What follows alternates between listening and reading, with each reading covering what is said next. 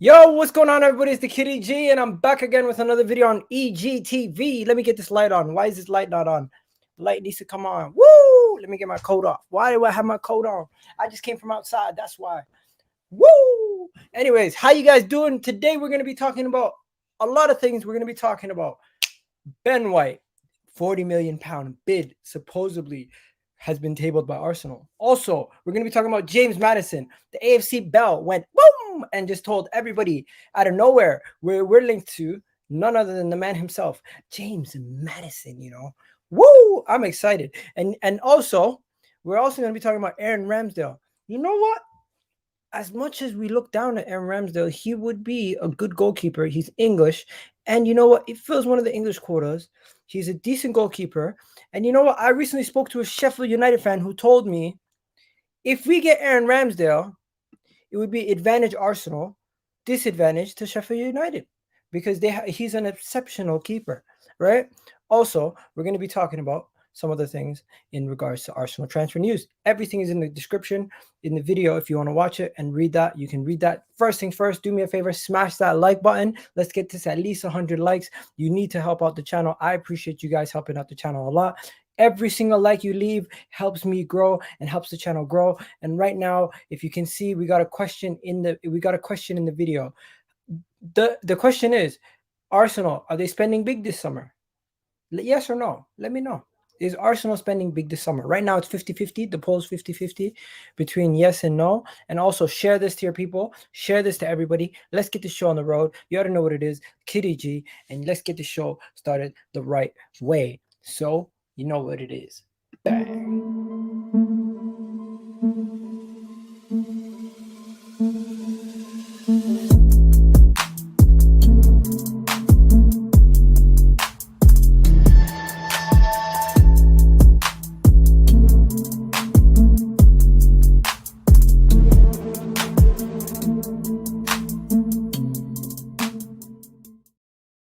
All right, so yo, people, what's going on, everybody? How you guys doing? We got Aslan. Let's big up everybody in the chat box. Aslan, what's going on? What's going on? James Hardin. James Hardin. James Hardin. Big up, man. What's good, bro? What's good, James? What's good, people in the chat box? You good, Aslan? How you guys doing? Yeah, blessed, man. Let's get it going.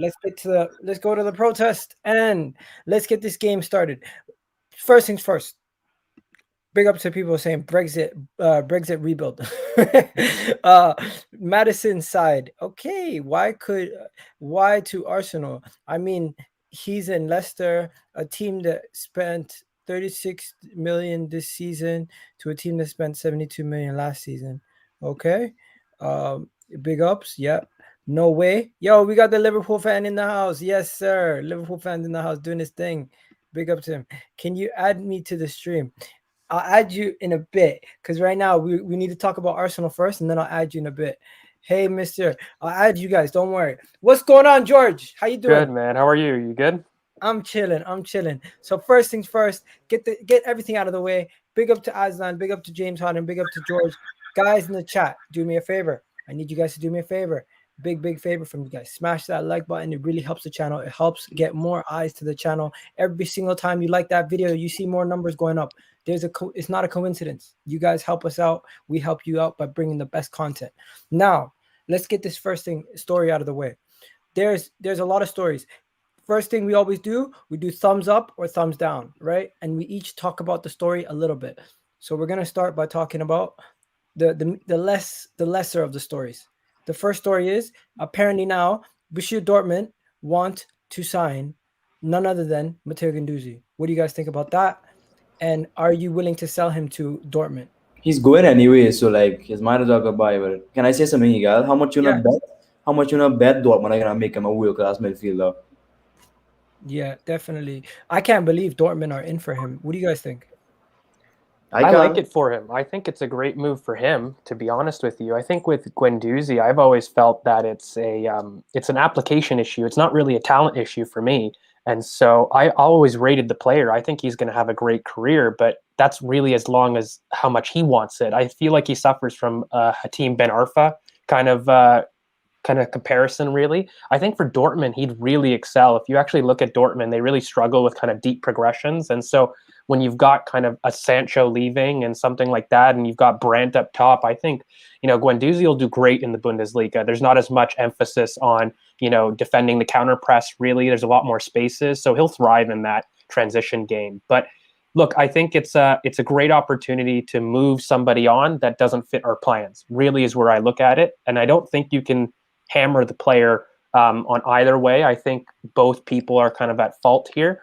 But he's a good player. I don't think he's crap. I just don't think he's right for us. And that's okay, right? If we replace him, which it seems like it with Lokonga, who's somebody more in line with what the club and Arteta want to do, then yeah, that sounds perfect. Because actually, if you guys look at it, Lokonga is a number 8 conductor who is exactly like Matteo Guendouzi. So it really is out like for like in terms of the profile, right? So when we look at it, young player who we did buy in really cheap, who then now we're hoping to move on, and we're replacing it with Lokonga. So I think it's a good deal for everybody. Yeah, I'm surprised a lot of people didn't hear about this. Have you guys heard about this yet? Yeah, because yeah. This came out of a German. It came out of a German source. Correct. It was like the really good one for Dortmund, I think. What? Yeah. It was the really good source from Dortmund. Transfers. That's what they're called. Hello, you guys there? Yeah, you can hear me? Yeah. Aslan, what do you think about selling Guendouzi? To be honest with you, I'm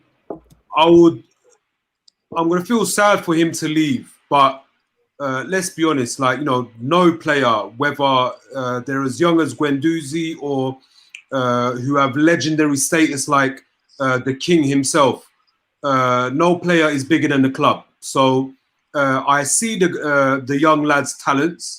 Unfortunately for him,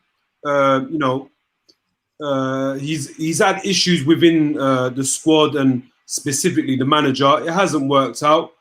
I feel if he does go to Dortmund, he will definitely develop into.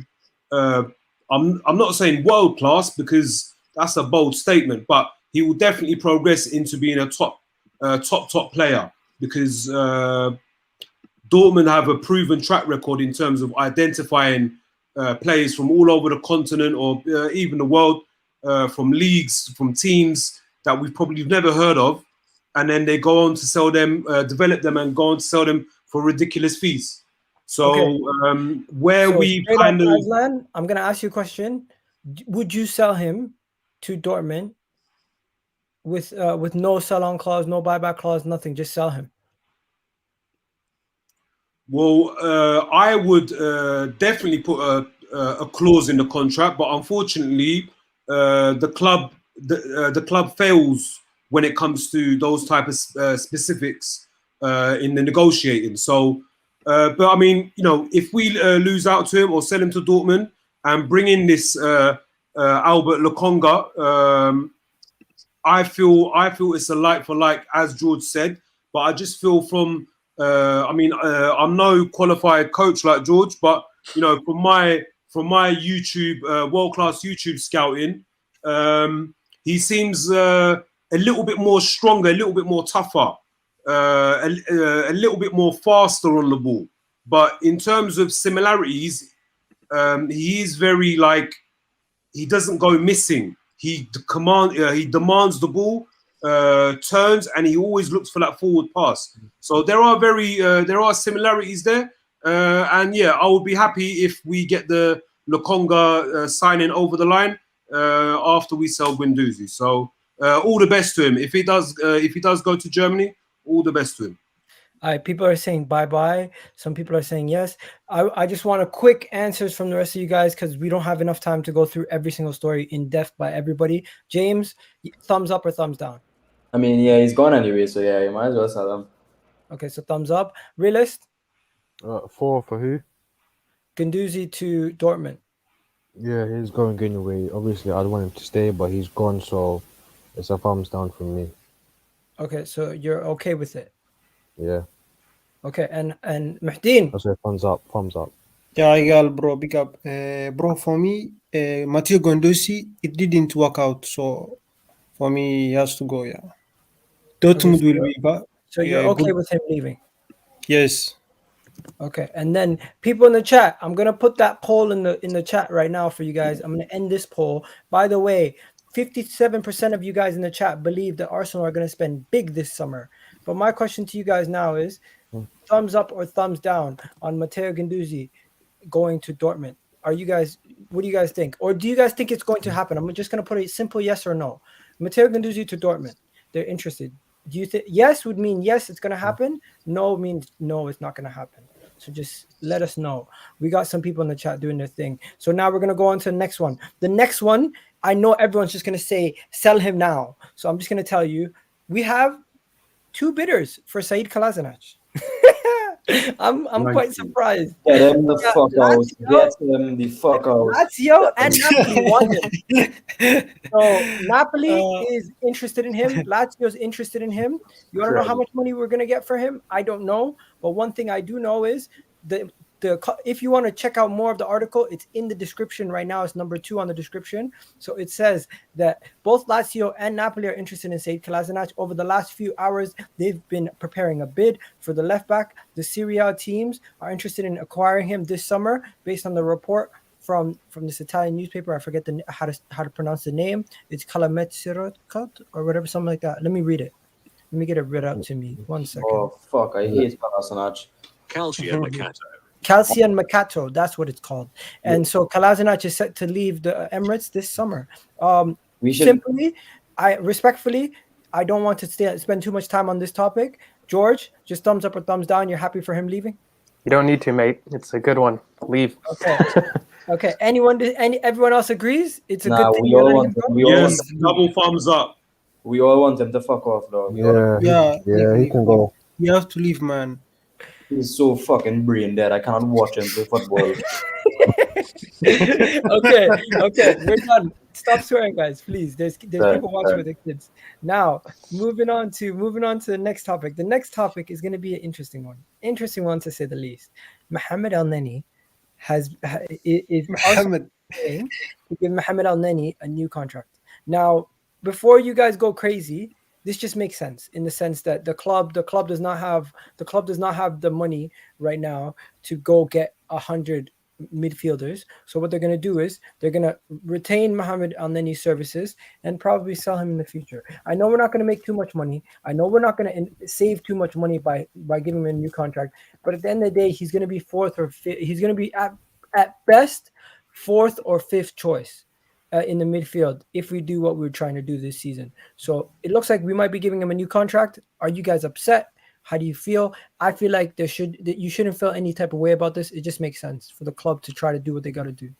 I think he gets a lot of unnecessary stick. I'm going to be honest with you. I mean, he was bought for £5 million, right? Mm-hmm. And, he wasn't bought to start. He wasn't bought to do anything more than provide a filler for the squad. And when you look at his performances this season, stop looking at what he did in the past. Look at what he did this season. The United performance was excellent with Thomas Partey. I actually think he was responsible for some of Partey's best performances. And some people might question why.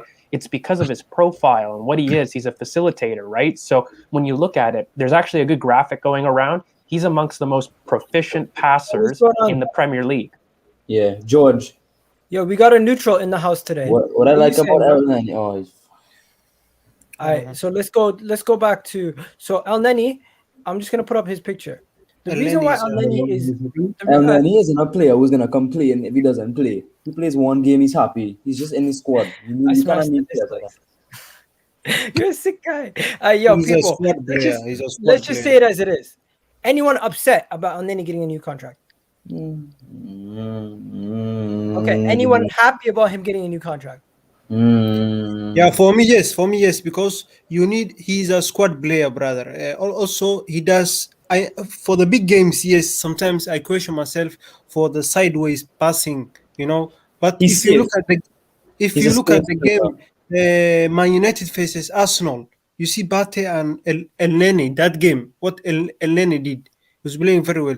But he's a squad player, Every team has that kind of player, Yeah, Egal, he's on 55K a week. He's not burdening our wage bill, right? Yeah, And yeah. so it has nothing to do with financials at this point. And, you know, while we are going to spend a lot of money, it just doesn't make sense to create more holes in your squad, right? Like, I love Aziz and our academy players that are coming through, but they're just not ready. These are the type of bridge signings that you really need to kind of take the next step to the squad. We know he's not good enough, but it's not like he's hindering our progress. There's a far more people that are doing that. All right. Now, before we move on to the good stuff, we just got a couple more of these stories that people aren't interested in, but you know what? We got to get it out of the way. This one is going to be a little bit more interesting. This one's going to make you a little bit happier. This one is the fact that, okay, you know what? It's a contentious one. We bid money for Buendia. We lost out to Aston Villa, and now Aston Villa are taking more shots at Arsenal by bidding money for Emil Smith-Rowe. Right? The Emil Smith-Rowe thing. How do you guys feel about that? Let's just I haven't had everyone's take on it. So I had Aslan's take yesterday, right? I had James's. James, I had yours, right? What was this? Were you here yesterday for Emil Smith-Rowe thing? Oh, no, I wasn't yesterday. Okay, so first, let me go to you, George. George, what do you think about Emil Smith-Rowe and the £25 million bid they bid Aston Villa? Do you think it was embarrassing or overblown? No, it was embarrassing for sure. I mean, like, it's not really a talent for me. What it was is, I think from Aston Villa's perspective, it was great, right? Like, they're ambitious. From their side, it makes total sense. It's playing back from your mic. From my mic? No, not you. Yeah. I gotta take him out. I'm gonna take him out. He's gonna come back in a bit. Anyways, continue. Yeah, man. So really quickly, from Aston Villa's perspective, it makes total sense, right? Like, they have really ambitious owners. They want to replace Grealish as best as they can. So I get it from that aspect, but 25 million is ridiculous, especially when you think how much stick Arsenal do get in the world for bidding things like 40 plus £1. It straight up is disrespectful to offer 25 million pounds. Like, I don't have an issue with the bid from their perspective, but the size of the bid is stupid. It's ridiculous. And the media, there is definitely attacks in terms of criticizing clubs like that, because Arsenal get it all the time and it's not right. They should have come in with a 40 or 50 million pound bid if they were serious about something like that. 25 million is completely disrespectful. But from Villa's perspective, it makes total sense, right? Like, why would you not bid for Emil Smith-Rowe if you're trying to replace Jack Grealish? It makes total sense. So yeah. I'm gonna go to the comments in a second. James, what do you think about the whole bid thing and how weird it was? I think Aston Villa just think they're so funny when they're not. They're just a bunch of little boys, and they just need to like relax themselves, because Smith-Rowe ain't going nowhere. You didn't see Arsenal today posting up so much from Smith-Rowe? Yep. They're basically saying he signed a contract, so Villa could relax us. Dead club. I hope that. Who's Nana? Who's Kana? Yo, Khan. Yo. Oh, okay. You're an Arsenal fan. Yeah. My guy joining in for the first time. Big up to you. Anyways, Mahdeen, what do you think about the Aston Villa? Yes. For that one, 25 million, bro. I wouldn't accept 25 million. Maybe 40, 50. Yeah. But Smith-Rowe, he has to stay for our team. Also, the only problem I have for him is that he has to improve his finishing. Okay, his finishing was not good this season, but he was playing very well. I hope that he improves his finishing. All right, people in the chat, what do you guys think? People in the chat are probably saying, "Bun Aston Villa, the pagans." My guy says, "Yeah, they can go fuck themselves." Says this guy. I'm sorry for swearing, people. If you're watching with kids, smash the likes. I'm fuming. Me watching sheesh week in, week out, motherfucking stats, bro. I'm sorry for swearing, guys. These guys love swearing. Anyways, guys, anyone have anything to say before we move on from this Emil Smith-Rowe? No. Yo, brother, your audio, I'm hearing playback. So do me a favor. If you're watching the actual video, turn it off and just watch it through here. Okay? Now, moving on from Smith-Rowe. I just feel like I have a lot of things to get to, so we're going to get through it quickly, right? The next story, we've already spoken about Mavropanos numerous occasions. Does anyone want to talk about Mavropanos being sold? No, not really. Okay, so we're going to talk about the Ben White thing. First things first. Ben White, is he good enough for Arsenal? Genuinely believe. I genuinely want to know. What's your thoughts on Ben White? He is. Is he good enough for Arsenal? Just yes or no answers. Everyone can shout it out right now. For me, Yeah. yes, but at the same time, He I'm is. fearing that if he becomes like another holding tab, but I've watched him, but I didn't watch him, like enough. I've only watched him in YouTube, but I haven't watched a match him playing, so I don't know. Maybe that the other fans, the Arsenal fans who know him well, can say maybe better than what I'm saying. Is there anyone who knows? Yeah. I'll speak on it really quickly. Okay, look, Go the ahead. deal, it's getting called into question not because of the quality of the player, but it's more to do with like the off-the-piss assumptions that it may mean to our budget, right? So I think there's better quality to cost deals, but in the league, he's among the best in build-up and first phase ball progression. That's undisputed, right? And the only issues that we have right now is you have to look at it, is he better than Holding, and does he raise the floor of the team? Those are yes and yes to both of those questions. I think more people's questions is, wow, we're spending 45 million. I thought we didn't have money. But this is the deal that I wanted to say. I told everybody when I made my debut, we're here to spend, and the budget is not what people think. And so if you're telling me, hey, George, money no object, I want you to get an option at center back to replace Rob Holding and others who aren't good enough, and you don't have to worry about funds. Yeah, Ben White's one of the best in the league at progression. So it makes total sense for our team. I am worried about what it means maybe for Saliba's chances going into next season. But at the end of the day, I need to raise the floor of the team. And he is better, much better than Holding or Chambers back there. So he's an improvement. He is. We got Gunnar Express in the house. But first, before we do anything, let's go to the Liverpool fan. Bro, what are you saying about Ben White? I think. Can you hear me? Yeah. Yeah, I think he's a good player for you, and it's not even to belittle you guys. Like, he's better than any other defender apart from maybe. I would say you become your best defender. Who have you got? Holding, Luis. Who else? Luis is gone, mate. That's the problem. Well, okay. Gabriel, I think, is a better defender and probably a better player. But Ben White's really great on the ball. I agree with you, mate. And you need players that can bring the ball out from the back. There's not really many. Those defenders that you named, they always look like they got a deer in their headlights when they're bringing the ball out of the back. So it would be a good addition. But I don't think he's worth 45 million though. No. You could get better on the continent for that. 45 million for Ben White. Let's ask the people in the chat. What are you guys saying? But before we do that, Realist, what's your take on it, bro? 45 million for Ben White. No, I would take him, but it depends. Once again, it depends on the fee. To be honest, if we get Ben White, but we don't sign a not world class, but a good midfielder in Basuma or someone like that, then what's the point in signing someone like Ben White? There's no point. Obviously, I've watched him this year. Obviously, I've watched him. He's a very competent. He's a stable defender who plays out from the back.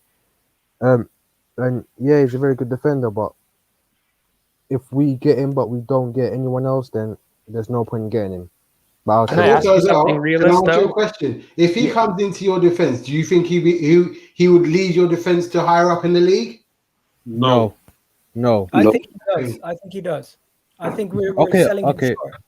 Let me ask a question, Realist, this way? If it does not impact the overall budget, and let's remove kind of the off-the-pitch assumptions and just look at the player, do you believe he raises the floor of the team? I don't think he does. See, this is the thing. I don't think, because let me ask the question, because you see, why is there Holding and Gabriel partnership? Because we know Gabriel is gonna be at left back. I don't think Ben White is a little some sort of upgrade on Holding, but he's not a full world class up and coming centre back. You see what I mean? So obviously I don't rate Ben White as much. He's 23. I think he'll be 24 next season. Okay, so it's not, but I don't know. The way I always look at it is, look, when you buy this player, is there an upside to him if you was to sell him? Yes, that's what I look at. Because for me, I don't. And again, maybe it's because I haven't watched. Let me ask you: he hasn't even got an international cap. You could sell him for 60 mil in 3 years' time. I don't see that. Brother, sorry. What's your name? The Liverpool fan? Shay. Shay, look, this upside to look when we bring in players and the upside or the potential of what we could sell for within 2, 3, 4 years. This hasn't happened at Arsenal for the last 7, 8 years, my friend. Do you understand?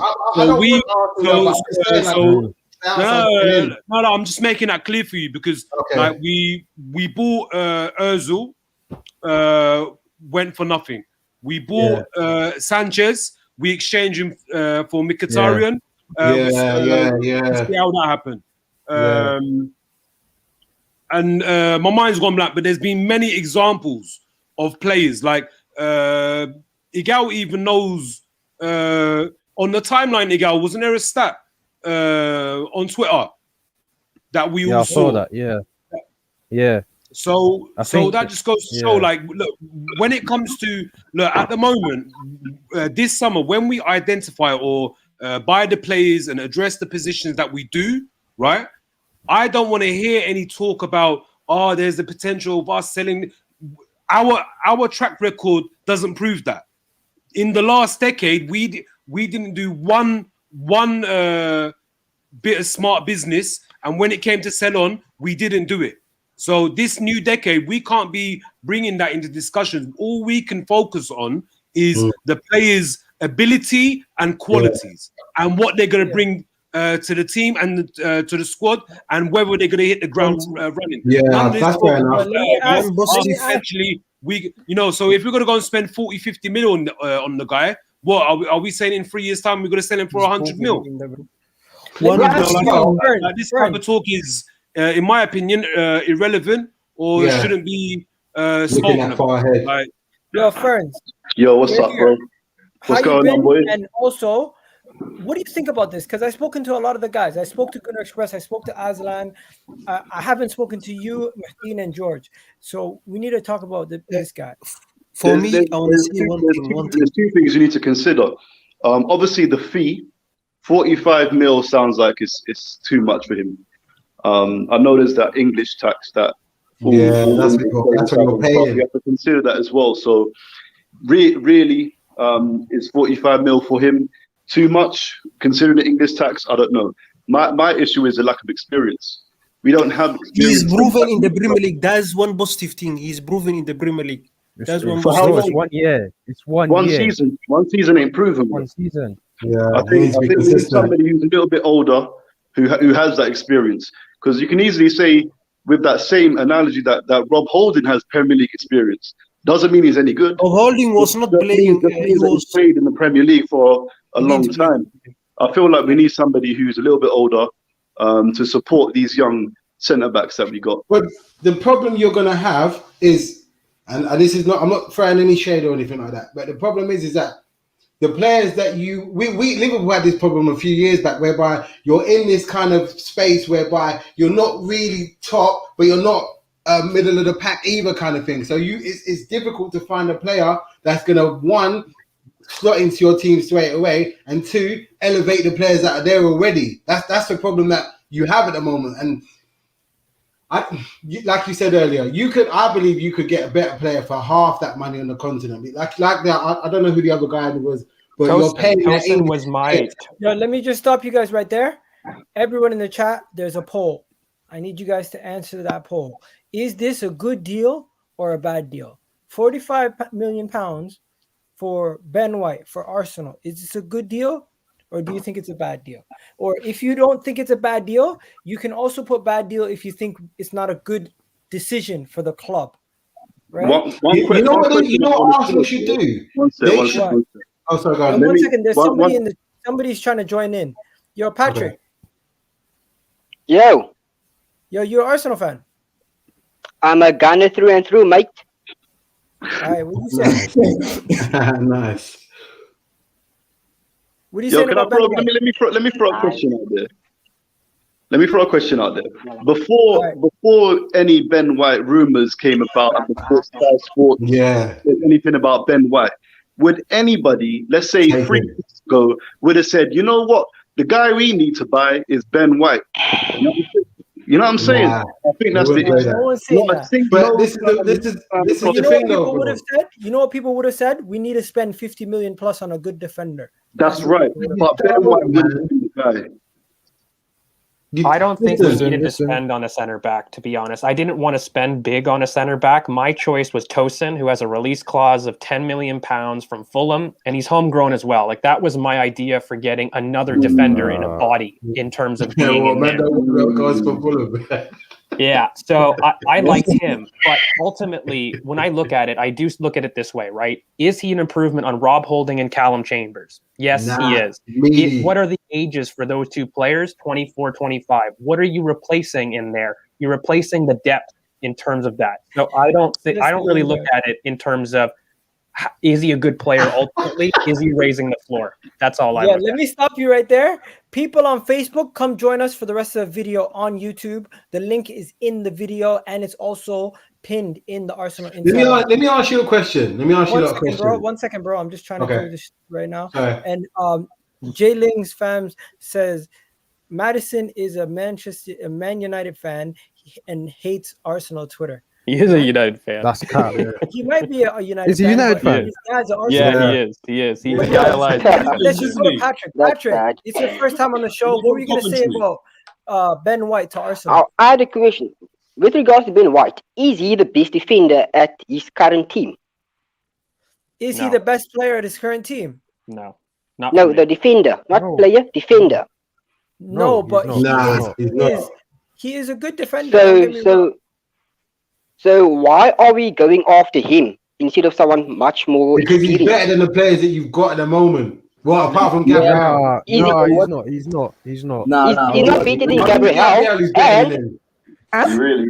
And we haven't tested out Saliba yet either. So how can you say he's better than the players that we have? We haven't seen Gabriel or Saliba play.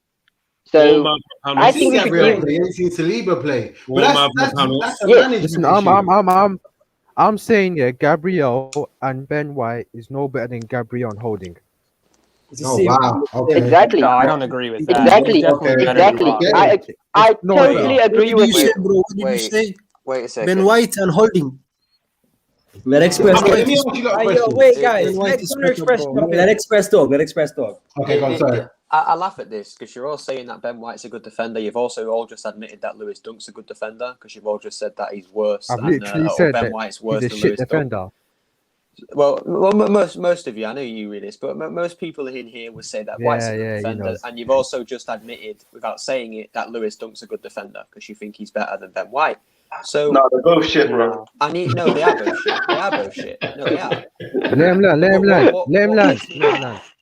I go on Spaces, I go on your channel, Egal, I go on wherever else, and the one thing that I ever say when I talk about Brighton and I talk about Potter and the way that he plays, I always say the same thing. He's got great attacking football, but he does not have the players to do it, and he gets the best out of his defenders. I then get told that no, he's a shit manager, that they're a shit team, that they're at relegation zone. We shouldn't be getting Potter because he's rubbish, because his team's rubbish, blah blah blah.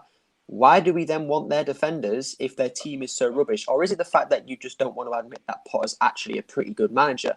Because at the end of the day, Ben White is a defender for Brighton and Potter is the manager for Brighton. So Ben White finished where Graham Potter finished. So I don't get this. Either A, Potter's a decent manager, or B, Ben White shit with Potter.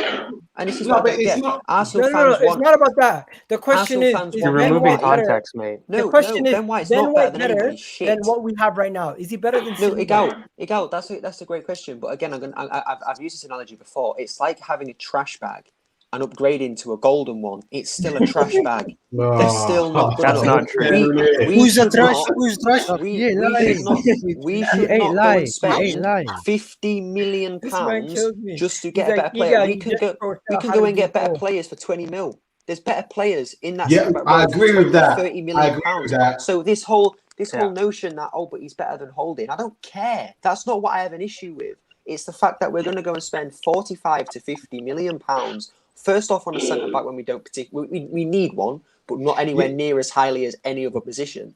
And he's not the right player for 50 million pounds. Go and spend 50 million on a centre back. I don't care. As long as you go and spend 50 million on a centre defensive midfielder, yeah, you know what? Two, and a right back, and go and get a good backup left back, and go and get a goalkeeper, and get a cam.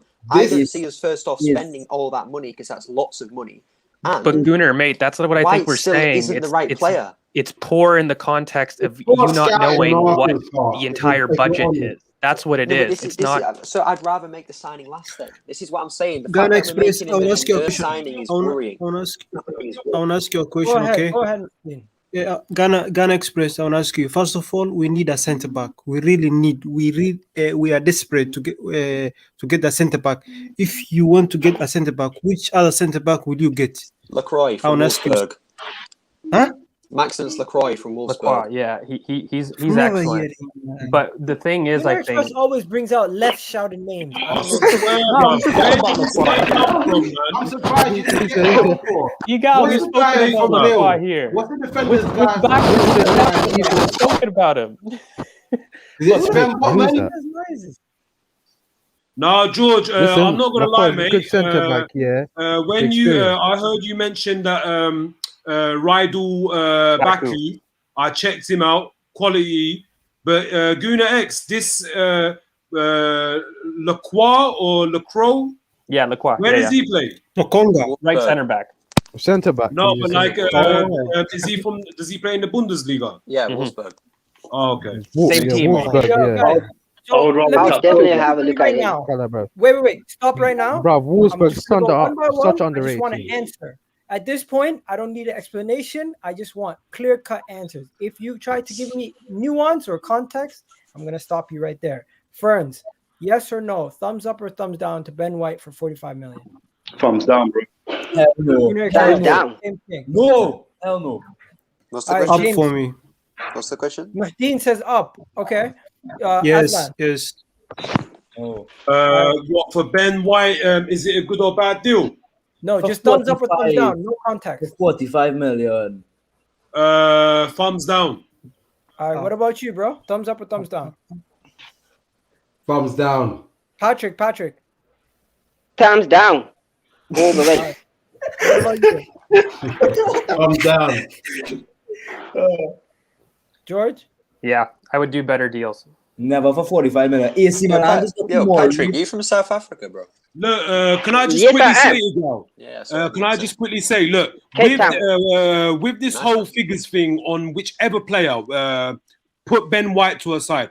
The only reason why us Arsenal fans are debating or discussing fees is only because our track record for transfers has been atrocious, bro. You understand? The way we've done business over the years, this is what's affected us mentally. And now we've all turned into accountants. In an ideal situation, if our ownership had the type of ambition that was set from day one, you know, with our examples, with our West London neighbours, right? You're my guy, but I cannot stay on this topic for the Hey, go entire real quick. No, I just want to make this point. Now, them spending all that money. That's why we bring up these fees. Otherwise, if the ownership were going to address all the positions that we discussed, and me and you share very similar ideas in what the plans, how the plans should be executed this summer. That being said, if they address and spend all this money, we wouldn't be discussing 45 mil on the likes of Ben White. Do you know what I mean? Okay. So, Go. Can I just say as well, real quick? It's done. I don't want to hear about Ben White anymore. Guna Express, you're the last person, okay? Just say it's not about Ben White. To the guy in the comments saying that I've seen Lacroix from FIFA and I want him in real life, you're funny. I don't actually play FIFA like that, so if he got a team of the season or whatever, that's good for him, innit? But the reason why I want him mainly is because, like as George said, he plays next to Baku. So if we go and get Baku, who is the best right back target out there on the market right now, having his right centre back partner next to him, they can mould in together because they've already played together. So it's the only right decision for me, and he's £30 million.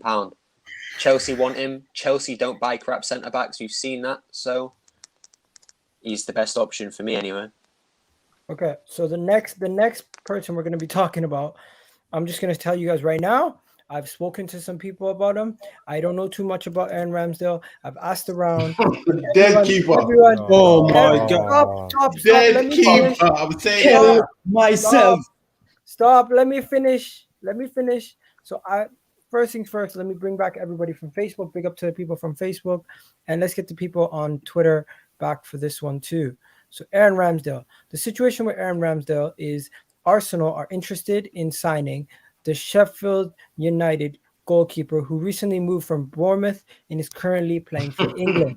The situation over there is that Arsenal are interested in the player. They're inquiring about the player. There is numerous reports of his price being in the region of 20 million all the way down to the region of 7 million. Right? The reports are that the goalkeeper will be available this summer and the Gunners will be trying to have a keen interest in purchasing him. They have not made any contact, just an interest. Player. Now, with that being said and the interest being real, I have spoken to a Sheffield United fan that I know. His name's Hal. He runs the United channel, Sheffield United channel, and he's told me verbatim that if Arsenal were, he doesn't think this would happen, but if Arsenal were to get Aaron Ramsdale, it would be advantage Arsenal, disadvantage Sheffield United because he feels like he's a really good goalkeeper and he'd be really but his expectations are low. That's anyway, biased, man. No, he's a poor keeper, mate. He's a very. I think this is horrible. It's all agent led. It's a really a non-story as far as I'm concerned, particularly with how advanced Onana seems to be.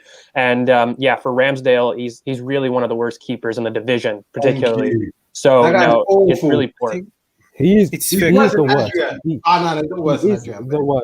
He's the worst. No, he's the worst. Yeah, I'm going to repeat what I said. He was the worst in the division, and also with Bournemouth, he was really poor when he was playing. Yeah. Matt Ryan is a way better deal. You really want to back up, but no, Onana seems to be our plane of direction, and so this is just stupid agent led transfer bullshit. You just got to recognize it. You know what? I've got to say this, man. This Arsenal boy, they really dropped the ball when they let Martinez go, man. I can't believe that. I love Martinez. Thank you. I want to say this, okay? There were three teams who are relegated, right? Fulham, and Sheffield United, and what was the other team? West Brom. Those three teams has three goalkeepers. If you look at them, three of those goalkeepers, he is the worst. Johnston is good, and Areola from PSG, he was good and he was making a lot of saves. So I'm really surprised if we are linking this player. To be honest, I can't believe. Yo, where's Cash at? He's backstage. He's backstage. He's the worst, man. So we don't want him, man. I gotta take out some people. Patrick, thank you for coming on, bro. Appreciate it. Take care. Liverpool fan, big up to you, bro. I'll see you on Twitter. Take care. All right, Cash, jump on in, bro. Jump on in. Where I didn't see him. Did he message you guys or something? He's just in the chat. He said that he was back. Oh, yo, jump in, bro. Jump in, Cash. I didn't see you. My bad. All right, so let me just tell you guys what I have here. So this is what the guy said to me. He says my sources suggest that it's not likely to happen, but if it did happen, then our loss to the Gunners gain, and he is an exceptional goalkeeper. This is from a Sheffield United fan. That says it all. Egal, with respect, I think that guy is chatting out of his ass.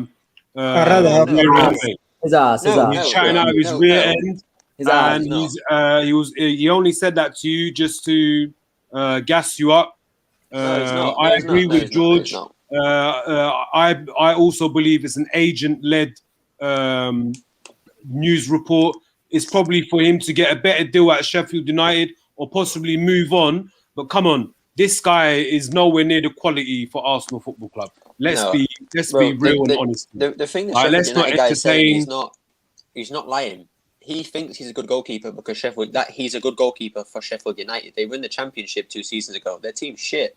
As I said, I'm no holds barred this season because the banter we get from fucking Aston Villa fans, from all these little dead teams fans, I ain't holding back, bro. Sheffield United are a dead team. They've been dead for years. So him as a goalkeeper for Sheffield United, one of the best they've ever had.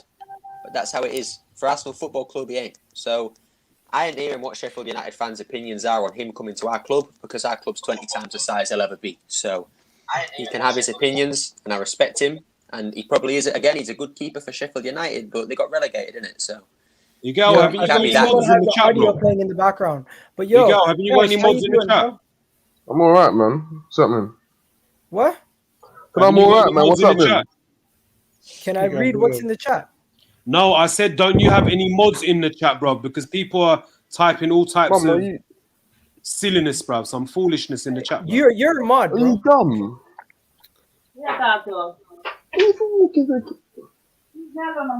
Are you dumb? It's a... I. Don't worry. Okay, let's continue. Ignore that happened. And are we gonna just talk about free for all at this point? Because I feel like Aaron Ramsdale's story, we went on for too long. I want to talk about James Maddison at this point. Yeah. Let's just keep it moving. Does anybody here think Aaron Ramsdale's a good signing? No. Hey, yo, young lion, bro. Allow No. that, yeah? Allow what you're saying, No. bro. Young lion, don't say that, man. Allow it. Who's young? Egal. I have bring something. I have said that West Brom, the keeper of West Brom and the keeper of Fulham, is much better than Ramsdale, and they are all relegated. So if you look at them, there are 20 keepers in the Premier League. He's the worst. He's the worst. Yes, he's the worst. Yes. Yo, Kesh, you there? I just muted you. Okay, I think he's still busy. Egal, I think for me what it is, real quick, I think obviously he just got in the England team, and this is what makes me laugh, how people don't see this. They don't read between the lines. He just got in the England team after Dean Henderson pulls out. As soon as he gets in that England team, he's linked to Arsenal. He's linked to all these teams. All it is trying to get that Just Premier League. agent-led, right, mate? Yeah, That's really all it is. It's trying to get that Premier League team to snap him up. So like he did with Bournemouth, he did the exact same thing with Bournemouth. He linked himself to Tottenham and Arsenal and City and Chelsea. Got that move to Sheffield United, and he'll do it again. He'll go to like a Palace or I don't know, whichever team. He'll go somewhere that's in the Premier League, and he'll do the same thing. He'll flop. Soon it will be Ivan Toney. I think Ivan Toney, when he scores some couple of goals, maybe people will say he's linked to Arsenal. Maybe. I'd rather focus on Maddison, to be honest. I think it's such a non-story, lads. You know what it is, George? It's dumb. You realise that Arsenal, when we talk about agent-led stories like this one, it's always Arsenal, isn't it? And I know the reason why. It's because Arsenal fans react the best to it. We always think, everything's true. We have to believe every single rumour. We're going to react to it negatively or positively. And that's United, why they keep coming back to Arsenal. I think we just have so many global brands that at this point... Look at Chelsea. Look at Chelsea. Their fans, they don't believe anything until it actually happens. That's why they don't get these rumours, because their fans are like, well, when we see it, innit? But until then, we're not going to react. And that's how fans should be. Just don't react until it's actually there. Okay, so simply put, anybody here for this transfer? No. Quickly. No. Hell no. All right, people in the chat, do me a favor, smash that like button. Let's get this over at least 80 likes. Right now we're at 63. Let's see how much we can shoot this up right now. The next and last topic. Yo, Kesh, my bad, bro. I didn't realize you weren't ready yet. But yo, you ready now? Yes, you're ready, bro. I wanted to talk about Maddison, and I'll let you start with it. What do you think about James Maddison to Arsenal? Do you think this makes the most sense? Listen, I think it makes sense. Like, it's been years now, a lot of Arsenal fans have been calling for proven Premier League players. I understand everyone saying the price tag of certain players that we're linked with is a bit over the top, but if you look at the profile of these players and you look at the nation they're from, it's very expensive for homegrown players, whether you're English or not. You look at Nathan Ake, City paid 40 mil for him. It's like, even though you look at our homegrown players that we've got, like the likes of Bellerin, who's meant to be going out, you're still going to have to replace that. You got Oden, who are a lot of fans who do not really rate him very highly. I don't mind an upgrade on these sort of players because homegrown is very important. And if you look at the way transfer is going to go over the next few seasons because of Brexit and we're leaving the European nation and everything, you're only going to be able to sign a certain amount of European players anyway per season. So these are things that you might see a trend that pick up where a lot of teams start to go for a lot more English players now. And it's the norm now. Like, players going for this sort of price out English, it's a norm. Like, I don't understand why the fuss, why the uproar. Like, just get used to it. It's literally the going rate, isn't it, mate? Exactly, it's the going rate. Like, at the end of the day, alright, let's break it down. If you look at Ben White right now, he's probably a 25 mil player in today's market, 30 mil. But Brighton are gonna push your hand because they're looking at it as he's very young, 23. He's got potential, a ceiling that he can reach if he does come in and kick on. So they're gonna want something in return in the future. I don't really see the point of complaining. We say spend the money, then when we go to spend the money, we complain. It's just, I don't know where us as fans are going with. I don't understand. Nathan Ake is the perfect example of the going rate, isn't it, mate? Similar age when he went last year, £40 million. That's the rate if you wanted to do for that profile. I think Maddison is an excellent signing. There's a lot of revisionism on the timeline going on about Maddison, that he's just an output machine. Let me break it down for you guys where he relies on set pieces. Those are all lies. Of all of his shot creating actions, which he did 105 last year, he did 20 of those from set pieces. When you break it down, that's 23 per 90. That is absolutely immense. And let's be real, he plays as a center mid in Brendan's system in his 4-1-4-1. He doesn't even play in the cam. If you go back to his Norwich goals, they've been unbelievable, and his creativity is immense. He actually had 13 goal and assists in 15 starts before his injury. Like, we're getting an elite player here. Let's not make no mistake about it. James Maddison is an excellent player, and he isn't just a set piece merchant. He's great creatively. He has insane output. And when you look at Emile Smith-Rowe, no matter how much I rate the lad, he is the antithesis to Maddison right now. He can control the tempo. He's great aggressive running and really good in tight spaces, but he doesn't have the output or consistent final ball yet.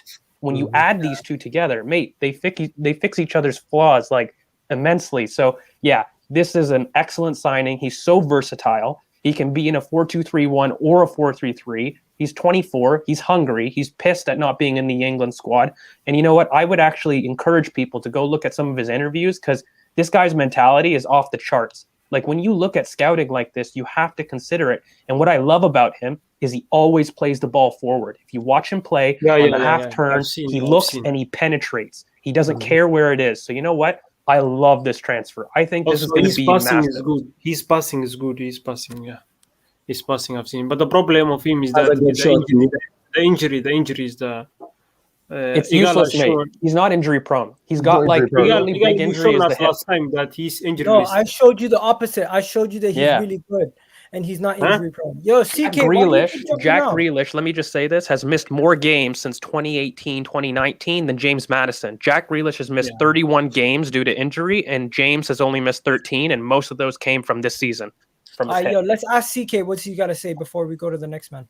CK. On Maddison. Yeah. I think, well, obviously, 60 mil, I think he's worth it to be our marquee signing. I think we need an elite attacking player anyways. We haven't had a set-piece threat like this since Santi. And we haven't had he'll have the best final ball in the squad. Someone else can do crosses from the right half space, because before it was just Tierney from the left. So we'll add a different dynamic. And he takes long shots, both feet. And no one in our team takes long shots. So I think he brings a serious dynamic to our attack that no one else. Yo, let me ask you guys, who's in the chat who's actually a mod? Because like, this is getting ridiculous. I can see it on my end, obviously. No matter what, I'm gonna see it on my end. Yeah, I didn't see the spam in Egal. Egal, am I a mod as well? I don't know, bro. Tweet something, message something, so I can make you a mod, because this is ridiculous. These guys are going nuts. Anyways, let's go. Let's keep it moving. I'm gonna go to you, Realist. Realist, tell me, Maddison. I'm not gonna lie, you guys. I would love Maddison as a baller at our club, but I don't know if we're gonna get him so easily. Even though we have a free run at him, someone else might get him. I can't lie. I wouldn't take James Maddison. I think he's one of the most overrated players in the Premier League with the way he plays. I'm not even a stats merchant here, but he has 8 assists in the last 2 years. He's had, whether you like it or not, he's had so many injuries. whether he's injury prone or not, and I just think we can get better options. Me personally, I would get Jonathan Ikone from Lille. I've watched Ligue 1 this season, baller, but I think this is a commercial signing from Arsenal. I think James Maddison, put him in that nice green Arsenal top, slap number 10 on the back, and he just sells. But I wouldn't take him. Wait, which Arsenal top's green? Nah, that yellowish. James, that yellowish one. James. But you know what I mean. You? Can you express? You know what I mean. James, what about you? What about you, James? Nah, I disagree with you. I would take Maddison. I mean, we need a calm, and let's be real. Everyone says we want Grealish. We're not gonna get Grealish, and Maddison is way more realistic, and Maddison is actually a good player. So I would take Maddison. Yeah, easy. All right, Ferns. I'm split on this one. I'm not gonna lie, because I feel like Maddison and Smith Rowe are similar playing styles, and I feel like if we're gonna get Maddison, that's gonna hinder the development of Smith Rowe, who I believe has a higher ceiling, and who I want to see like have a proper chance in the first team next season. So I think, although I want to sign a big number 10, I feel like I'm split on Maddison. I think Smith Rowe has a higher ceiling. We should be investing our playing time into him over Maddison. Okay, yo, I feel like we need to do a free-for-all at this point because we're doing too much on Maddison. How about this? Let me just ask everybody who their number one target would be in that position. And I'm going to start with Muhdin. Muhdin, yo. Your question is who? Who would be your number one target in the central attacking midfield role? To be honest, for me, I want central midfield. I want Bissouma. No. Okay, central attacking midfield. Yeah, okay, central attacking. Maddison, yeah, Maddison, it will be a good shot. Kesh, last time we spoke, you said to me Sabitzer would be your number one target. Now that Maddison is available and you see that the club are willing to actually put the money up for James Maddison, would you now shift your energy to say he's the number one target? Listen, at the end of the day, the club's going to go through what they want, innit? And if you look at the way Maddison's played in a lesser team, yes, they missed out on Champions League over the last 2 seasons. But if you look at their run up until the last few months over these last 2 seasons, Maddison's been very integral towards that. And I reckon if he didn't get an injury over the last 2 months, Leicester would have got over that line. He's a great player. He's a good player. Technical ability is to a T. In terms of his consistency, he's very good. So, in coming to this Arsenal team, you would like to believe that he's going to bring that consistency here. So, I don't really see the complaint. Yeah.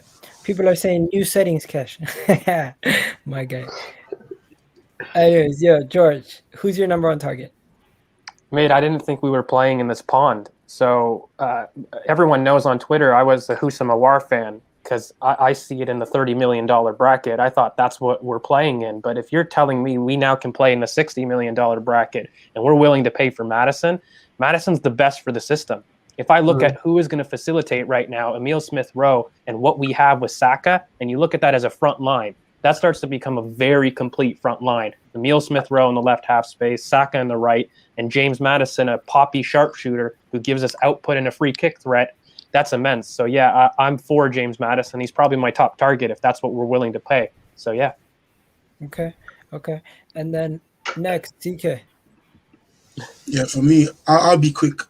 For me, it's just Maddison because as I've said, he brings a different dynamic to our squad that no one else can bring, and not many people. George, why is this guy after you? He's asking. No idea. No, I won't. I support Arsenal really quick, and I don't just support individual players. I'm above that. Sorry, go on, Chris. Yeah, for me, it's Maddison. 60 mils would be a good deal considering what he may have been in the past. Okay. Now, I'm going to go straight down the rows with everyone left. First things first, we got Gunnar Express. Who's your number one target?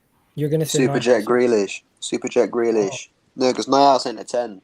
Nias is more of an 8. But yeah, Superjet Grealish. No one else. If we're going to go spend 60 mil on Maddison, 50 mil on White, I'd rather you go and spend 100 mil, combine that money together, go and get Grealish, because we don't need White, and Grealish is better than Maddison. So for me, Jack Grealish. Ferns? Bro, I second that completely. I don't think I can say any more than that. I feel like I keep saying, like I'm such a big fan of Smith Rowe. I feel like there's not a big difference between what Smith Rowe can give you as an output on the pitch than Maddison. But the output that Grealish can give you on the pitch compared to Smith Rowe is a wider margin. So, but that's not true, is it, lads? Like when you look at pure output here, factually, Maddison has far more output. If that's the logic and the argument, and consistently, Maddison has more output. No, like, I don't think that's true. The eye test as well, though, bro. No. Let's not go to eye test because your argument was output. Maddison is nearly as overrated as Kane, for fuck's sake. Are you serious? I didn't know that Kane was overrated. Maddison, no. No, the thing in Maddison's... I don't understand the hype of Maddison. Yeah, I'm not gonna lie to you guys. We're gonna have to end this soon because the next game is gonna begin for the Euros. But before, let me just go. Let Ferns finish, and then we'll go to the next guy. Yeah, I'm not disputing Maddison's a good player, but I got to agree with I think it was Guna Express was just saying that Grealish is the guy, innit? So Grealish is the guy for me. All right. Aslan, you said what you had to say on this yesterday. I'm just gonna ask James Harden to go because he wasn't here. James? Yeah, I love Grealish, but yeah, I would take Grealish is my number one. Yeah, Grealish. All right, Muhtin? For me, bro, I said Maddison. Yeah, I'll take Maddison. And also, the people, I think they don't watch much of Maddison. I think they only watch Smith Rowe, what he do. This guy is a finisher and his passing is good. Also, the free kicks, I think it will be perfect 10 if he can get them. Rillis, you're next. No, listen. I just think, Listen, I just think Maddison's overrated, to be honest. I think for the last year and a half, he hasn't been up to scratch. And that's what I truly believe. I think there's other targets that you could go for that's much better than Maddison. But this hype train on Maddison is actually mad. I just don't believe he's as good as a player. But isn't that unfair, though? You could pursue. Isn't that unfair, though? Because no, it's unfair because you're going to say the last year and a half he's not been up to scratch of what he was over previous seasons. But Grealish has only just come alive over the last season. So how does it balance? There's no balance there. But did I say Grealish though? Because I didn't say Grealish. No, but I'm just trying to. Kone's been good for the last season as well. I'm just countering what you just said. That Maddison, you're basically saying Maddison's dropped off over the last year and a half, but Grealish has only just come alive over the last year. Kone hasn't just been good from the last season. That's factually incorrect. He was quality when Pepe was there as well. That was probably his best season. What about this comment? Sabitzer may be better because he's cheaper, he's a leader, and would give us something different to Smith Rowe. Maddison is a baller, but Arsenal raised his profile 100%. Mate, Sabitzer is a totally different profile, though. Like, this is where we're comparing people that shouldn't be compared. Like, if you're looking at Sabitzer and you're looking at what kind of play that we do, the output that you're getting with Maddison compared to Sabitzer and how he plays with Leipzig is very different. So we can't be complaining these players. Maddison has a lot more output. That's just factually true. If you look at all of his numbers before his injury, I'll say it again, 13 goals and assists in 15 starts. And it wasn't a purple patch. If you go back over, he's consistently had great output. In fact, the revisionism on the timeline is he's just a Bruno Light. That's been the revisionism where he's an output machine. And that's actually not true. You combine that with his creativity profile, it's massive. So look, I agree if you want to look at it from a Grealish versus Maddison perspective, what I always tell everybody is I think Grealish individually is a better player, but I think Maddison is going to do better for our system. So if you're trying to look at they're very different. They're so different. While we're throwing in Sabitzer, let's just throw in Mateus Pereira in quickly. Oh, I love him. No. I love him. Not in the same bracket as Grealish and Sabitzer. No, totally different bracket. But I love him. I think he's very underrated. If we were looking at like a squad option, if we needed for like 30 million pounds, he's great, man. I love Matheus Pereira. Don't forget who we are and what level of quality we need in our squad. I feel like the fact that we're missing bodies and we need so much bodies in our midfield, people are almost willing to take anybody at this I just don't understand though. Like people throwing out names like Akoni. Yes, I've read Akoni. I've been watching for the last 3 years. But we want to go back into the French market when Arsenal's doing the thing that we've been calling for so many years. Proven players where you know what you're going to get from them. But we want to deter from that when they're willing to offer it. I don't understand. Can I just say one So thing as well? you're okay with Maddison and Ben White? Listen, I'm okay with those players. Listen, at the end of the day, people saying, "Oh, why are you paying 50 mil for Ben White? He's not a world beater." At the end of the day, defending wasn't our problem for not getting the top 4 last year. So we don't need a world beater to come in. We need to improve going forward. And if you're looking and you're saying, okay, our top 3 centre backs are going to be Ben White, Saliba, hopefully, and Gabriel, why are you complaining? That's 3 very good young players who's got very high ceiling. Who fit the philosophy of what we're trying to play, No, right, but Cash? Cash, That's the important thing. remember when we did our rebuild? Every time we did our rebuild, we always left center back as a last option on the rebuild. No, not me. Not me. I've always said I wanted a centre back. I said I want at least 6 to 7 players minimum this No, summer. but when we looked at center backs, we did not Yeah. look at £50 million centre backs. We tried to We find didn't. what Because But it we looks like didn't. we have more money than people Because thought. we did it, Egal, because we thought, listen, going by history and what Arsenal always do, we tend to be cheapskates every summer. We buy one player and we say, oh, that's our marquee player, and then we go and buy a few cheap players. This summer it looks like they're willing to just splash it all. Like, Egal, go I ahead. did told you. Well, I did tell you. We were here. I did tell you when I first came on in my debut, we were ready for a big summer. I saw the indications. Lads, at the beginning of the summer, do you know that we got rid of £710,000 a week before doing any sales? Okay, and 3 foreign playing spots. And we gave Okay? 350,000 of that to Aubameyang.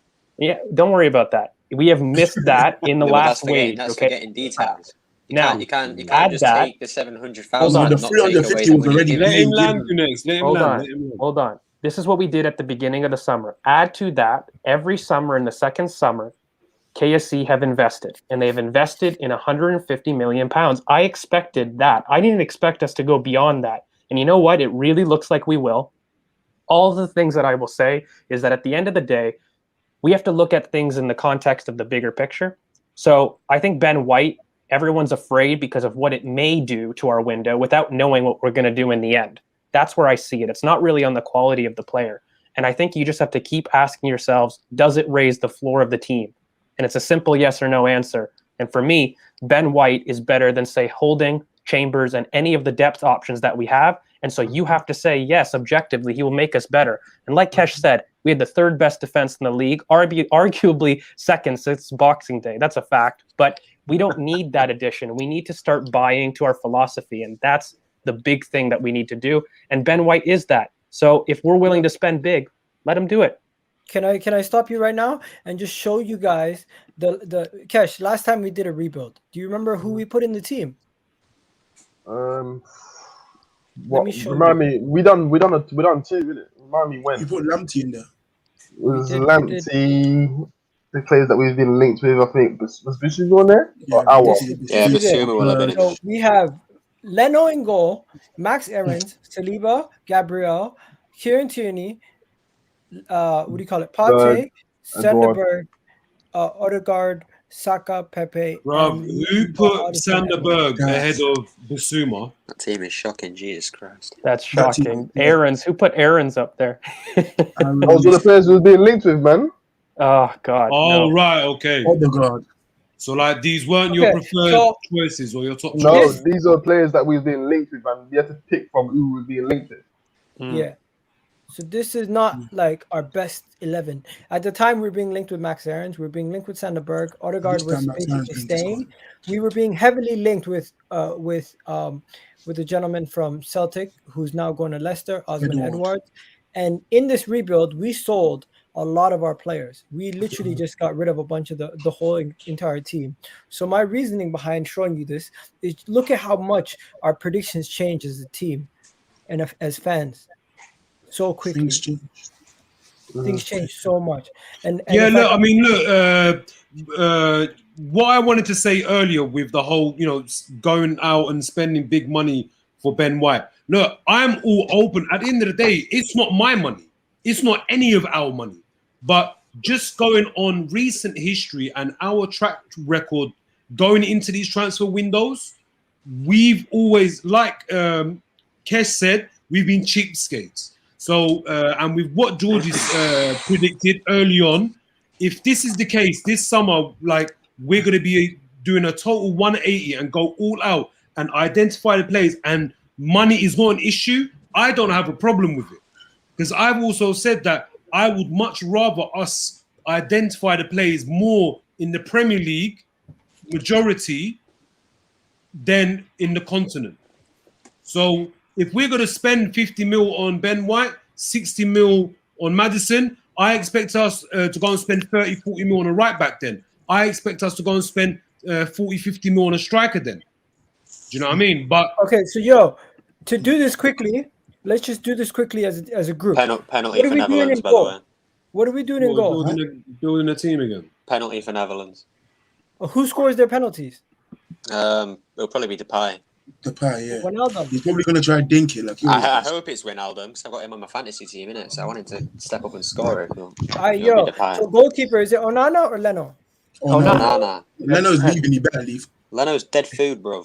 Dead keeper. So Onana. Now here's where we're gonna have an argument. High scores. Yeah, Baku, please. Can we put? I know there's no links, but I'd love to put Baku there. Yeah, 1-0 Netherlands. Depay scored the penalty. Depay scored. BA, mate. Yeah. BAKU. Read Baku. The same spelling as that one place that we lost Europa League final, isn't it? I will say though, because I know on Twitter you've been getting linked to a lot of players, and it's been an uproar. Fans just don't know. They know clarity who we're going for. But what I've been told is that, listen, we're looking to spend money this window, and it's not a thing where Arsenal don't know who they want. What they are, they're sounding out a lot of players to find out who's willing to come on board, because obviously we ain't got the Champions League or anything, but they've got a lot of options. So you're going to see us being linked with a lot of players throughout this window. But the club actually knows who they want. Hey, Kesh, just really quickly while, Egal fills this out, don't you think the way we've acted in the last week is so different from past windows? I mean, when you're looking at the amount of departures that we've already got sorted and the amount of bids that we know have already been in, from Charles Watts, we know 4 bids have actually gone in. Yeah. And when you start looking at those that are close to out, Matteo Guendouzi, Granit Xhaka, Mavropanos, Kolasinac, these are all well-linked departures. Don't you think it bodes well for the window? It does. Obviously, I'm not going to. I'm someone got the game on, please. I'm optimistic, but I'm not trying to get ahead of myself. But even when you look at the Buendia deal, it was nothing to do with not having the money. Yeah. It was just not. It was us not trying to show our hands, us making sure that the teams that we're going to be negotiating with know that we're not going to be pushed over. Like, it's either you're going to take the deal the way we want it, and we're not going to give it to your demand, because we've got many more options out there. Yo, let me ask you guys this. There's 4 spots available in my lineup at this moment. I had Saliba nailed in as the right center back. I still do. Are you saying Ben White now? I still do. No, I still do. Saliba. I still do. You're not putting Ben White there? No, he's shit. No, he's our depth option. Guys, why isn't Pepe in the team? I was going to say that. I think Smith Rowe is going to stamp his authority on that left wing. I don't think he's going to play left wing. That's not going to go well, because he's not a good left winger. We need our wingers to score goals and assists. That Smith Rowe hasn't been doing that at left wing yet. Arteta's still not seeing it. If he thinks that he can transition into left wing, go ahead, but you're just wasting his career. It's I don't know about Greenwood Greenwood. Greenwood is being wasted because he's playing 4 different positions, 3 different positions every other week. Let's come to a conclusion about DM. Basuma, right? Basuma, I don't think so. I don't think we're going to sign I think if we get that Belgium lad, Basuma's out the window. No, yeah, but Kesh, that is the stupid. That is awful business. I don't think that's true. I think he's not defensive. Lokonga can't defend. No, I don't.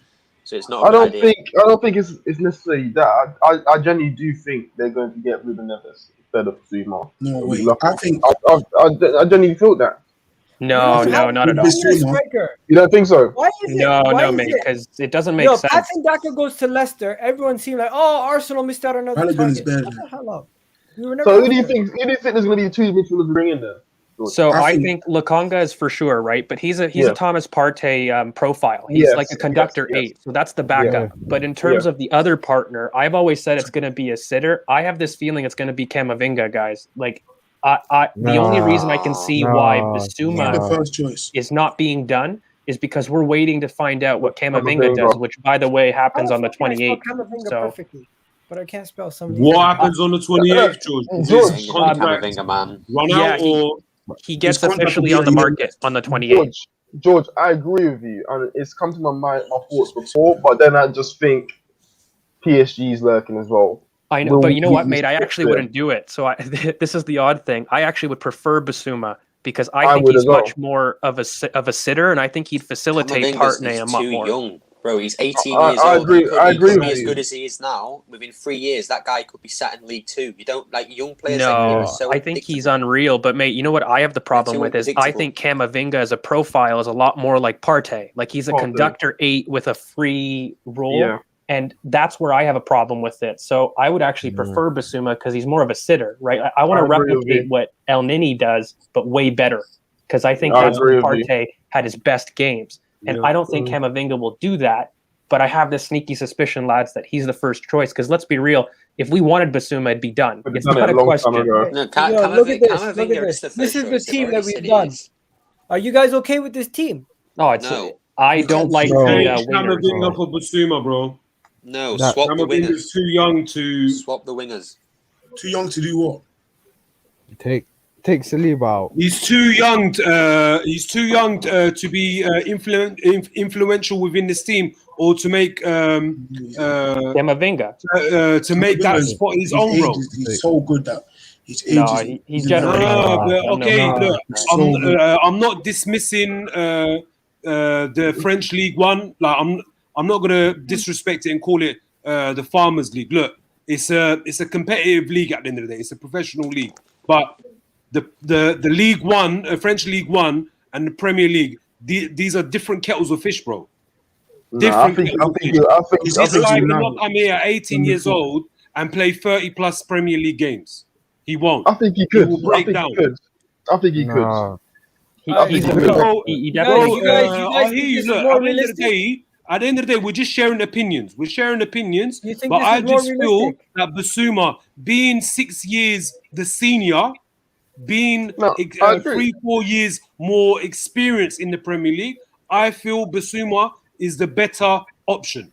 It's not even just that. It's just that Bissouma suits the system better. Yeah, that's the main reason. Yeah, I'm just telling you, I think Camavinga is who we're waiting for, but I don't agree. Like, I want to get that out there. I prefer Bissouma because he's more my type of sitter for what we need. But Egal, in terms of the lineup up there, look, I would prefer Emile Smith-Rowe in the left wing, personally, with those sets of players. And I think Saka's going to become a lot more goal scoring, but that's just what I would do and what I like to see. I'm not really a fan of Pepe at left wing, especially with Kieran Tierney, who I think they compete for the same spaces. They're both big space runners, so it doesn't work that dynamic. I would much rather Emile Smith-Rowe in the left wing if that's how we're going to set up. And the fight is between Pepe and Saka at right wing. Mate, look at all that melanin, eh? Soon to be Premier League champions, mate. That's an elite team. One thing that I want to say. One thing I want to say. Said we have something against white players. What's going on? What do you mean? Super Fleet. Whatever his name is. Yeah, we're not. Let's just put it like this: we're not being racist to white people. As a white person, I can say that we're not. We're picking players that we think are best suited for Arsenal. We're picking players that we're being linked to. And Arsenal, whoever's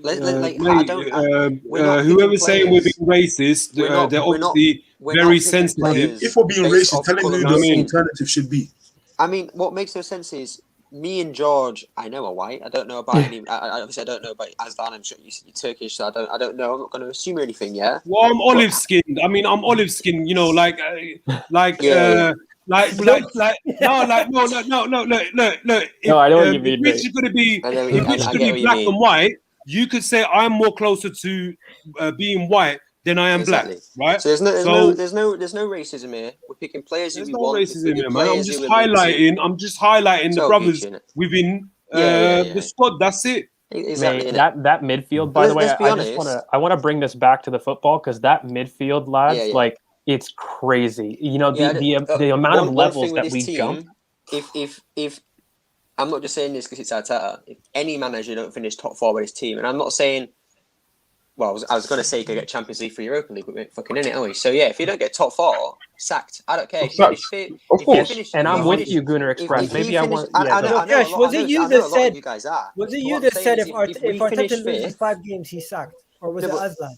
No, that wasn't me. If we finish 5th, right, with this team, yeah, say 1 goal difference. That's it, 1 goal. And that 1 goal that we should have scored was disallowed by VAR. I ain't hearing a single excuse because we should not be. We should be securing top 4 in the first 20 games. If in the first 20 games, it should be right. Arsenal getting top 4 this season. And Gunnar, I'm just going to do it because I know that we differ a lot. Yeah, I know that we differ a lot, but I'm going to say it on air. And like, I want to do it on the final league. But if this is the midfield that we're going into the season with, you cannot demand anything less than top 4. Like that is absolutely the profile. That's what I've been banging on about. If my logic is I give him a pass because he didn't have the profiles, well, mate, he's got the profile, so he's got to produce, right? That's a dynamic midfielder.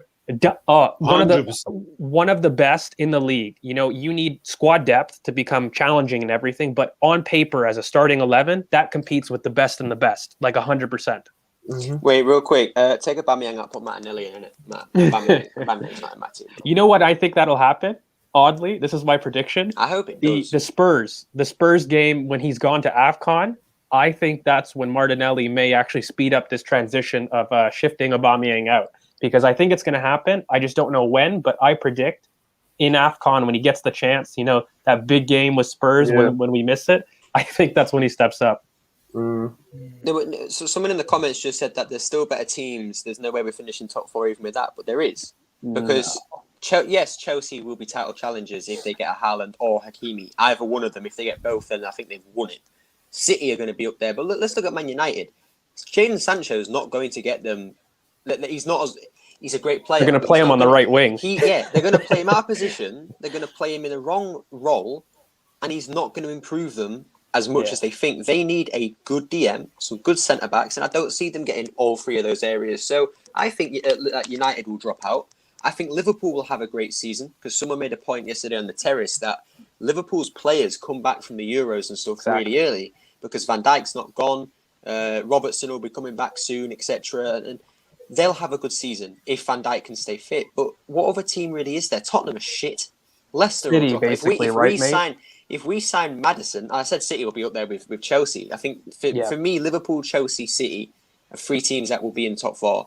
Tottenham ain't going to be anywhere near top 10 if they get rid of Kane. Leicester, if they lose Maddison, that's going to hinder them. If they lose any other player, obviously Vardy's, I think Georgie, who's a Leicester fan, put it in the chat that Vardy's being transitioned to a bench player now. And I don't think Edouard is going to fit that role straight away like they're going to expect him to. So they're going to struggle next season. What other teams are there? No, don't even try and say Villa. Villa ain't finishing top 4. Nowhere near. Don't even try and say them, anybody in the chat. So who else is there? If that is the Arsenal team next season, how can we not finish top 4? Genuinely. We're up there. What? Guys, can I ask you? So, like, within this team, right, there's 4 new signings that are walking into this first 11, yeah? Mm-hmm. How many more players do we need as squad depth? Back up, left back. Yeah, we know, especially now because Tierney's injured again, isn't he? We definitely need a backup left back. I think he's cleared to fit, mate. He's fine, but we do need a backup. No. He's not injured, but he's picked up another niggle, and I'm worried that he's going to pick up 1 or 2 more. So you know what? We need that left back now. In depth, I want 3 more. So I'll just say in depth. Yeah. So I like Lukunga, but I want another sitter. That's why I said 6 to 7. That's why I said 6 to 7 players. Yeah, I think I also actually want like another attacking midfielder option, you know, because I actually have Emile Smith-Rowe starting, so I want 1 more in the attacking third for depth. But I will say we've got Keto Taylor-Hart and Aziz, who I think will, I hope, have cameo seasons like Bukayo had with Emery. In terms of their influence, sign his contract first. Have they signed the I heard the contracts were running down. Aziz don't need a contract. It's extension until 2024. I've heard that Keto is pretty close to being announced. I'm a big fan, clearly, on Twitter of him, but he'll be announced soon. I think he's signed, and Aziz is definitely until 2024, so he's actually good. But yeah, lads, like these are two players that I actually think will have a dynamic in the team, but we need 3 depth signings. So what I look at is backup left back, another 6-8 depth, another attacking midfielder depth. And I think we're really good. I would love maybe another target man striker, but I think Balogun is there. He is going to step up in that depth role. So I think we're not too far away, lads. I really don't think so. We need 3 more signings. And then would you say, sorry to cut you there, George, because, you know, like me, I always look one season further ahead into the transfer window as well. You know, kind of like chess, you know how you got to think 3, 4, 5 moves ahead sometimes. With all of these signings for first 11 and squad depth, where Kesh said, I agree with Kesh, we need 6 to 7 signings in total. Next year, would you just go all out on a central defender, centre back, and a striker? Me personally, no. I actually would probably address the squad depth with those 3 that I'm saying. I think backup left back we do this season, but I do want to fill out the midfield. But for me, actually, I really want to go big on a goalkeeper. I think Onana's great, but I really don't think that he's the end goal for what a title challenging goalkeeper is going to be. So personally, I would rather spend huge on a goalkeeper. Like we're talking Alisson money. And I would make that the primary, along with a squad depth option in the midfield for me, because I think at striker we're actually good. Like I put Martinelli at striker personally. Like that's where my feeling is. We need a solid left back because he may make some more appearances. Then we need a right back: Neves, Lukongu, sell Ainsley, XHAKA, Guendouzi, and Torreira. I think a backup left back is done, Egal. I think a backup left back's done. It's going to be the Josh Doig. Personally, if Ibanian, Josh Doig. Doig. Yeah, Josh Doig. Personally, what is he, that Scottish player that you was on about, Guna Express? Yeah. If Hibs, he's 19. Arsenal, for instance, say we have a good season, we push on in the right direction. Next season, if we're really talking about adding a depth in midfield, I'm going for Jude Bellingham. Oh, he would be. You know what, mate? And we had previous links to him, right? And I was so upset when we didn't get him. You know, I think in terms of backup left back, though, I'm just going to say Doig is not my first choice. I would really prefer Thierry Small, who's kind of the youngster at Everton. And he's already with the England U19s. That's going to be an immense player. But I think that deal's done, lads. Like, we have a Hibernian preseason game. I really think. I was literally just about to say, we were playing Hibs in the first preseason match. And for me, that's not a coincidence. Like that, there's a reason for that. Like, we're scouting Doig, so... I think he's one of the unknown bids. You know how when Charles was saying, look, we've got basically White and Lukonga, and then there's 2 others? I think Doig and Onana are like that quartet. In Aslan's space, by the way, I asked him about Doig, and he said we can't. He basically tried to avoid it. So I think there's a reason for that. That 3 hours ago, AFC Bell tweeted, and he was saying how Ryan Bertrand is not on Arsenal's list. But then he said something about David Ornstein, Chris younger player, an Arsenal young option as a left back, and which was confirmed to us today. Salute to them for posting it before everyone else. I still would go for Thierry Small, lads. Like, personally, that's my guy for the backup left back. I think he's far more explosive than Doig. I think Doig is very similar to Kieran Tierney, but he's a lot taller, and I don't think he's as explosive as Kieran. It's not a huge issue, but for me, Thierry Small has that X factor, and he's a far better option. And he's also free, or nominally. He hasn't signed a professional contract yet. So that would be my go-to move for a backup left back. But yeah, in terms of the following season, how I said asking price is $5 million, you know. Yeah, for Doig? Very cheap, very cheap. Yeah. Yeah, and I think Small would be even cheaper because he's just, he's a 16-year-old kid that's turning 17, but he's ready. Like, lads, he's already training with the U19s. He is excellent. But just my progression, this season, top 4 minimum with this kind of team. And then if you address depth the following year, I expect a challenge. Like, that's the progression that I expect. If we do all those things, right? Like, this midfield, I really don't think you can sit there with a straight face and say top 4 or anything less, right? Like, that's a serious midfield. Right. Yeah, no, I agree with you. I agree with you. Yeah, I'm not gonna lie to you guys. This team looks solid. I just tweeted it out. I shared you all, you guys. Wait, real quick. So if Daka's going to Leicester, does that mean Edouard isn't? Because they surely aren't going to sign Edouard. I think it's one or the other. Vardy. I think it's both. It can't be though, because No, it won't.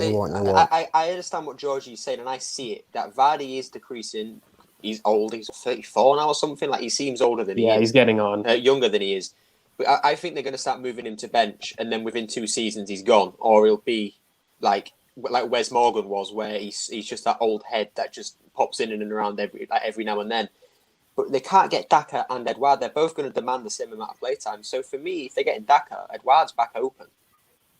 Arsenal fans complain, saying that we should have gone and get him 15. I rate him, but from what reopen that bid, innit?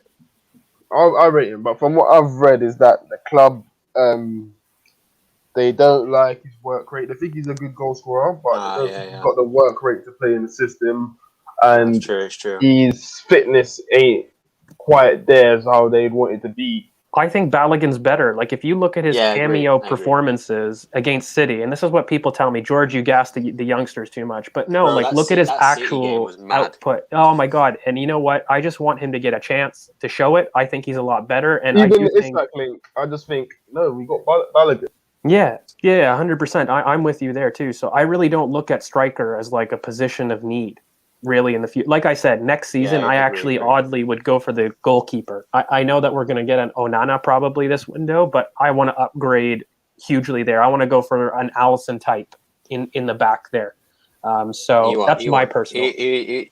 Just curiosity, who would you take? Because if you want an Alisson type goalkeeper, I'd think someone like an Unai Simon, because very similar team to Roma in terms of the money that you can demand, and obviously he's playing a bit De Gea right now, I think, isn't he? Yeah, he looked decent the other night. Sorry, it's cut you, Gunnar. He looked pretty decent. He's a good keeper, Unai Simon. Unai Simon's great. I really like Kakir, the Turkish goalkeeper, who probably doesn't. I was going to say, Aslan ain't going to be about that one, you know. absolute donkey, mate. Do you know there's people right now? I put this tweet out, and there's people actually saying this team wouldn't finish better than 8th. Are you dumb? Oh, the delusion, bro. What did they say? Egal. I'm saying this right. Is anyone saying Arteta tax? No. Arsenal sorry, probably. I still don't rate Arteta, but even Arteta ain't finishing 8th. He still could finish 6th or 7th. Someone said, "How are you gonna buy Ben White?" He ain't finishing 8th with that team, bro. He ain't finishing 8th with that team. Someone said, "How are you buying Ben White to put him on the bench?" Another person said, "If you get Maddison, Lokonga, Basuma all together, it's gonna cost you way more than 110 million, which I don't believe Arsenal would be willing to pay." No, it's not. With the sales that we're going to be doing this summer, look, I'm not saying we're going to be balancing the books right down the middle, but you know, like with every summer, we spend, but we also sell. Yeah, we're getting rid of Willock as well. How come you keep coming back? People forget this. Willock's gone for £30 million. So that's add that 30 million on. That's basically Lokonga right there with an extra 10 mil for Basuma. So. Well, look, you got Bellerin, Guendouzi, Nketiah, Mavropanos, XHAKA, who are all confirmed. You're getting 10 mil for Kolasinac and Mavro combined. This you're getting what? 6 mil for Guendouzi. Don't go and play 20. You don't need to. Tierney has played more than 20 games this season, and it's Arsenal crazy. will be, the revisionism is nuts. Arsenal will be in only 3 competitions as well. I'm not worried about Tierney. Tagliafico is a good left back, but Windal at AZ Alkmaar is a better left back from the Dutch league. Younger as well. Baller. Yo, you believe? Egal, did you say we would get top 4 easy with the team? Yeah. It won't be easy. I wouldn't say easy. With that team, we're getting top 4. Yeah, we should, but I wouldn't say easy. Nothing's easy. Egal, I know what you're no, Kesh, you're playing that Twitter game. it'd I be see a you, battle. bro. I see Listen, you. I gotta say it, but yo, there's two. Realist, are you even here, bro? Man, just Yeah, I am. I'm just vibing, to be honest. Alright. Yo, CK, have you been jumping in and out, or is your Wi-Fi bugging? I thought you keep kicking me out. Why the hell would I kick you out? No, I'm not in your brain, man. I didn't. Your people, we saying. Alright, we got What's up, Josh man? here. Josh, what are you up to? We saying people. Yo, look at this team. You think this team's good? I'd bench Pepe. Let's look You'd at this bench team, Pepe right? for Smith Rowe. Alright, Steve, you got no. Listen, Can't lie, man. what I'm saying is, the first 10 games, see what we saw from Pepe, yeah? If we don't see that exact same thing, it's done. I'm telling you, it's finished. Because a lot of fans, he's gassed a lot of fans with their performances towards the end of the season, yeah? So he needs to replicate that from the season. Bro. There's no more adaptation. That's a cold team, you know. You got to kick on from the start. There's no excuses. Same thing we say about Arteta. There's no excuses for not getting. I don't know, Cash. I'm pretty he's much. on I'm at my an wits Arteta end with. contract now, innit? I'm at my wits end with Pepe. Lads, like he's 26. He's been here for 2 years. There's no more adaptation limits, and a lot of those output really. Let's be real. They came against Europa Group League stages and towards the end of the season in that 5-game run. Yeah, Mason Greenwood, you heard that, bro. All your goals Yo, at the end of the guys, season. are we linking George, can I counter that? Like, look, obviously, with second, your knowledge of the Bundesliga, There's no link, Egal. It's just me literally gassing him since March or February. So yeah, no links. All right, go ahead. Aslan. Okay, yeah. So, like, just adding to what you said about Pepe. Now, I feel opposite to how you feel about Pepe, but with your knowledge of Baku and same with Gunnar Express. Now, I've used Pepe's goal against West Brom in the final few games where Chambers played right back. I don't know if you guys can still like picture it in your mind, but I know. When he played the ball to him, he carried on his run. Pepe was running towards the penalty box. Chambers overlapped Pepe, timed it perfectly, drew the couple of defenders, gave him that extra yard or two of space for him able to shoot, and then obviously he scored top bins, right? Now, for me, that's what I see Pepe needing in terms of a part. Like we talk about centre-back partnerships, I feel we need partnerships all over the field. Aslan, the issue. So, like with this, now from what I've only seen on the recommendation of George and Gunnar Express about Baku, I feel this guy's obviously defensive skill set is very good, and equally his attacking skill set. And I feel that if this guy comes in, like if we bought him, and if he had some sort of a relationship or a partnership building up into the new season, I see a different Pepe than we have in the last 2 years. Aslan, for me, Pepe is good. Yeah, I'll spend on the right wing, but Saka's better on the right wing. And I said it in your space last night. Saka's already world class. Not for his age, he is world class. No, it's the fact that he is. Stop it. I know you're younger than me. I know you're younger than me, but you can't be. You can't. You can't be making wild statements. No, world class for someone who's 18, 19. He's a world class player who's being hindered by crap players around him. If you put him in that England team, which we've done, he's not a world class player. He has world class ability and potential, yes, but he's not a world class player, mate. He's not. I don't want to get into that argument. I wouldn't say he's world class. Bro, no one within our team right now after finishing 8th is world class. Is Sancho not? Is Sancho world class? No. Sancho's not. I wouldn't say Aslan, is Sancho world class? No, I think he's got a world class trajectory. Sancho on the left is not exactly. World class trajectory. He's building on the left wing is world He's class. elevating that way. He's elevating that way, but he's not world class. He's not world class. I would just like to kind of get out of this because we're kind of arguing the worst point. I want to stick on Pepe. I just want to stick on Pepe. Saka is not world class. Saka is not world class. We're gonna have a conversation after this. I appreciate all you guys. I'm just gonna wrap it up here. I know you guys are enjoying this, but you know what? We've been going for too Granit long. Express, man. Guys, this This is a guy, wonderful bro, one. been Peace out. deluded as always. What's Man, going on, bro, everybody? check I us want up, you guys to work go out. check out my channel and subscribe if you're new. And don't forget to subscribe, hit that button, and hit that notification bell while you're at it, ladies and gentlemen. EGTV, you already know. And if you're on your phone, it's even